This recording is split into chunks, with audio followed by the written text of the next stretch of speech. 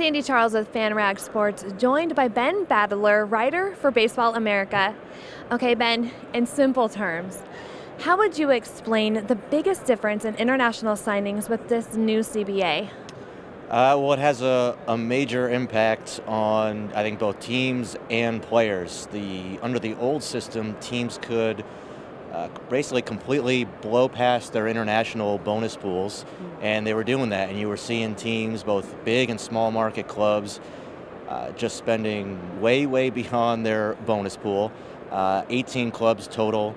The Cubs did it twice. The Rays did it twice. We saw the Dodgers spend upwards of $45 million and then an additional about $45 million in tax. The Padres did it. The Oakland A's did it. The Rays did it. It was all different kinds of big market, small market clubs doing it. Under the new rules, every team is going to have about equal bonus pools. Most teams will have 4.75 million. Some teams will have 5.25. Some will have 5.5, and it's going to be a hard cap. So, these rules are mainly focused on Latin American players, and the players overall who will take the biggest hit in it are the top young Cuban players. It's now impossible for somebody like Yoán Moncada, who I was about to say Red Sox infielder, but now a White Sox infielder who got $31.5 million. You're never going to see that again. Or the Dodgers gave two players, Yadier Alvarez and Yusniel Diaz, $16 and $15.5 million each. So, those guys are going to take a haircut. Their prices are going to come down. But I think overall, every year there's really only 2 or 3 Dominican, Venezuelan players who are 16 years old who are signing for that $4 million top of the market type bonus. One of the big things now is that, okay, you're not going to have teams who are penalized for 2 years and unable to sign somebody for more than $300,000 for going past their bonus pool, where every year now there's 10, 11 teams that can't sign a guy for more than $300,000. So once those penalties are really phased out in a couple of years, you're going to have 30 teams that could spend up to, around $5 million on a guy with the opportunity to trade up for a little bit more. So I think it does even out the playing field for teams some more, and it certainly hurts those top young Cuban players. But overall, I think, it remains to be seen what's going to happen. But I think a lot of those young players in the Dominican Republic and Venezuela, there's actually going to be a lot of benefits for them, even though there is a hard cap. Now, one guy in particular that's really been affected by the new international signings rules with the CBA is Shohei Otani. How so? How is he really being affected?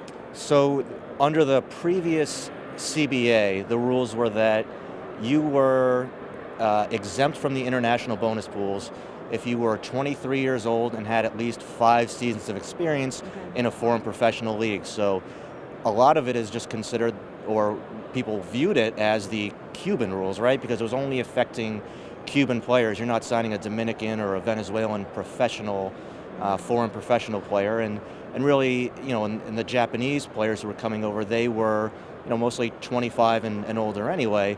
Masahiro Tanaka, Yu Darvish was a little bit younger. I think he was 24, but it didn't really affect any of those players. So MLB raised the rules now where you have to be at least 25 years old and have 6 seasons experience in a foreign professional league to be exempt from the international bonus pools. Well, Otani is 22 years old. He's thinking, well, maybe I could come over as soon as the 2018 season. Now, if he does that, he's going to be subject to the international bonus pools.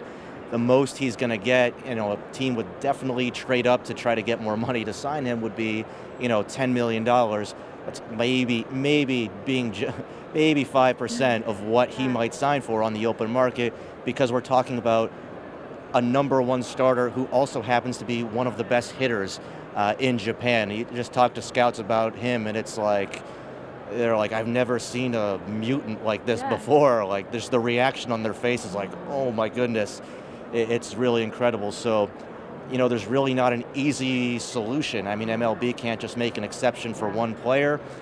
They could amend the CBA perhaps to make things different for Japanese players, but if you do that, then the Cuban players are going to say, hey, this is kind of discriminatory toward us. So it's just bad. I mean, we all want to see him playing in Major League Baseball.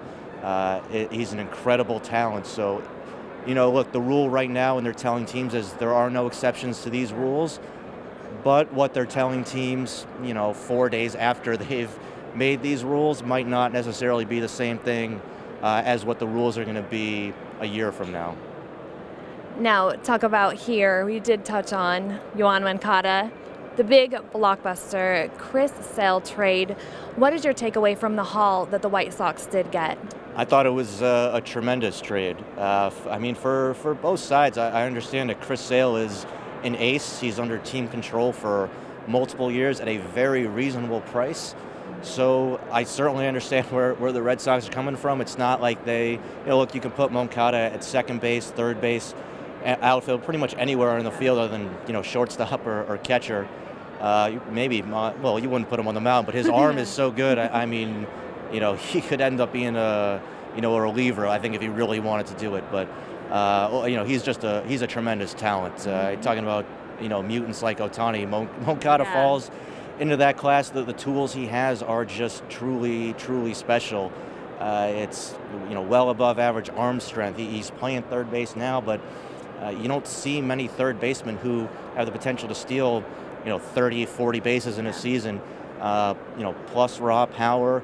They're just tremendous bat speed, athleticism, physicality to him. You don't see guys with that kind of tool set very often. And there were a lot of strikeouts, especially in a very brief but obviously very public major league debut that he had. You saw that, but he actually has a pretty good understanding of the strike zone.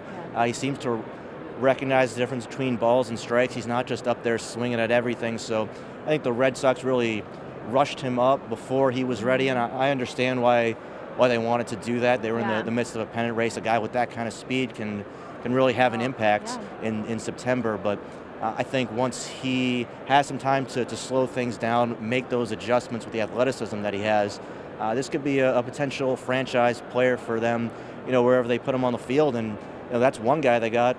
Michael Kopek is, just an electric fastball between the combination of velocity and movement and spin on that pitch. It's really one of the best fastballs in baseball. Sitting upper 90s as a starter, there's some durability question marks on him, but this guy misses a ton of bats, whether it's as a starter or an elite reliever. I think this guy has a chance to be special in some type of role. So, I certainly understand where both teams are coming from on both sides, but the White Sox have just done a tremendous job between that and the Adam Eaton trade, really going from one of the worst farm systems in baseball to, by the end of the winter meetings, one of the best, and they got more guys they could still trade. It's going to be fun to watch what they do the rest of the offseason.